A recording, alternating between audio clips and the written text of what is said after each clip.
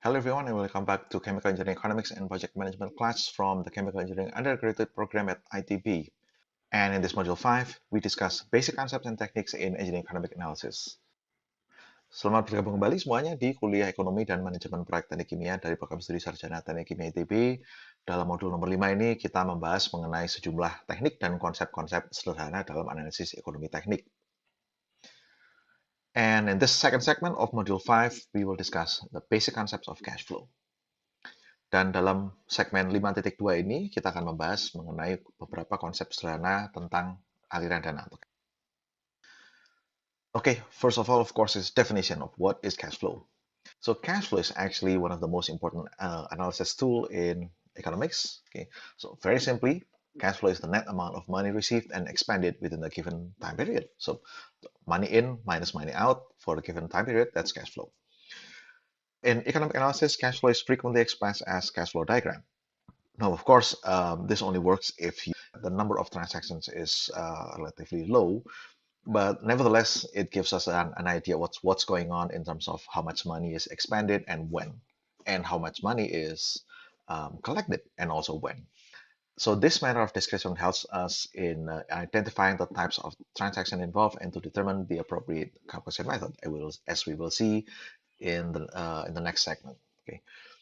So cash flow calculation is the basis of various economic and analysis methods, such as present and future values of annuities, analysis of investment alternatives, which we will see in the next segment, and other methods as well. Now, there are two basic types of transactions in cash flow, that is single transactions and annuities, which are repeated in uniform amounts and intervals. I'm sure you can figure out some examples of annuities from your daily lives. Oke, yang pertama adalah pengertian dari cash flow itu sendiri atau aliran dana. Cash flow adalah suatu piranti analisis yang sangat penting dalam ekonomi teknik. Ya.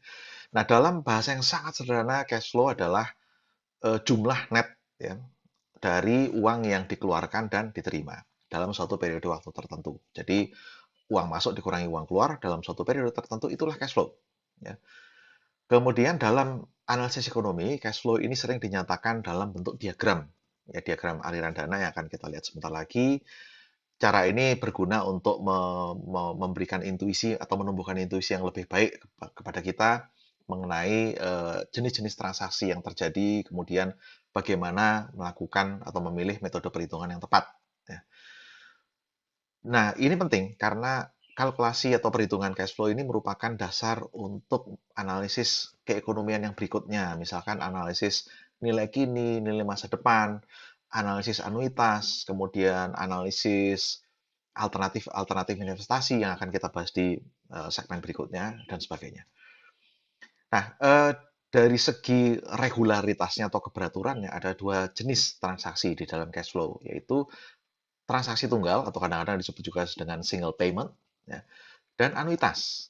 Anuitas ini adalah transaksi yang berulang dalam interval atau selang waktu yang seragam dan dalam jumlah yang konstan pula. Okay. So this is what a cash flow diagram looks like. And as a note, this is a very simple cash flow diagram. Simple in the sense that it does not involve a large number of transactions. Okay. So some simple basic rules.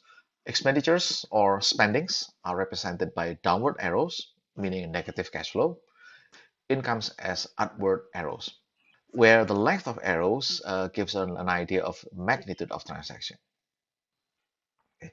So common practice is to regard point in time as the end of calendar year. Okay, so this aligns with the annual interest concept. Okay, so the compounding or pembungaan is assumed to occur at one instant at the end of the year. Okay, again, this is assumption to facilitate or to make easier our cash flow calculation. Okay, so for example, here in this particular project, so at time zero, meaning now, present day, we have an expenditure of 100,000.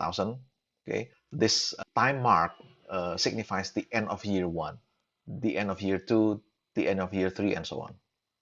And this is the duration of year one. Again, to make things easier, we assume that the transaction occurs at the end of the year only. Whether it's spending or it's income, it is regarded as occurring at one time at the end of the year. So here, for example, at the end of year 3, this project receives cash in the amount of 35,000 and so on. All right, so this would be the end of our period analysis. Okay. Ya, jadi ini adalah bentuk dari diagram aliran dana. Ya, ini contoh yang sederhana saja, sederhana dalam artian jumlah transaksinya atau pembayarannya tidak banyak. Oke.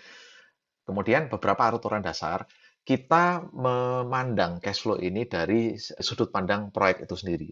Jadi kalau proyeknya menghasilkan uang, maka kita beri dia, maka transaksi tersebut kita beri simbol panah ke atas, artinya positif. Positif artinya ada uang masuk. Kemudian panah ke bawah artinya negatif, cash flow-nya negatif atau ada uang keluar, ada uang yang dikeluarkan oleh proyek.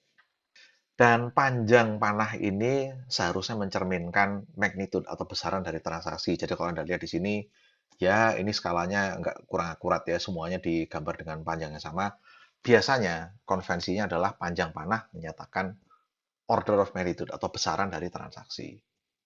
Kemudian satu lagi adalah aturannya transaksi termasuk pembungaan itu dianggap terjadi ya secara instan pada akhir tahun. Ini supaya pas antara kejadian transaksi dengan pembungaan supaya terjadi bersamaan gitu ya. Tentu saja dalam kenyataannya ya setahun itu cukup lama ya 365 hari jadi pembelanjaan itu bisa saja terjadi di sepanjang tahun.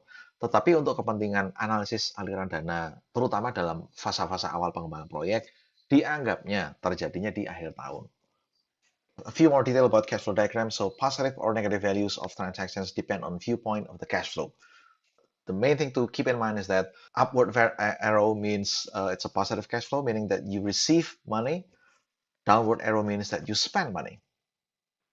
So which of the above diagrams represent the viewpoint of the investor and of the producer? Okay, you can think about it on your own. I will not give you an answer now. So, but please reflect upon these diagrams and judge for yourself. Oke, nah diagram berikut ini memberikan pengertian mengenai sudut pandang. Jadi dalam memperhitungkan cash flow, perhatikan sudut pandang Anda. Apakah Anda sedang berada dalam sisi investor atau Anda berada dalam sisi produser. Kalau proyek masuknya kemana? Proyek masuknya adalah sebagai produser. Ya.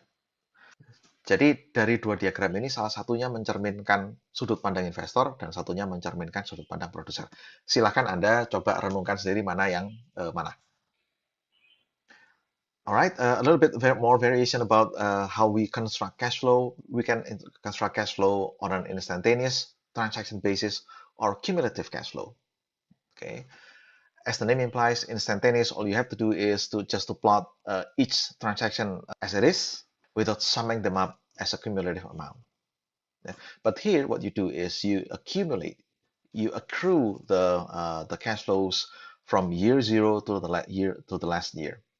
Okay, and these graphs are drawn based on these numbers, so please feel free to check how these all make sense. Okay, so this is the instantaneous. These are the numbers for the instantaneous cash flows, and that is the cumulative cash flow. So all you have to do is to sum. Okay, so all you have to do is to transfer the first number there, of course, and then the second number of year 1 is added to year 0. Year 2 is added to year 1 and so on to obtain the cumulative cash flow.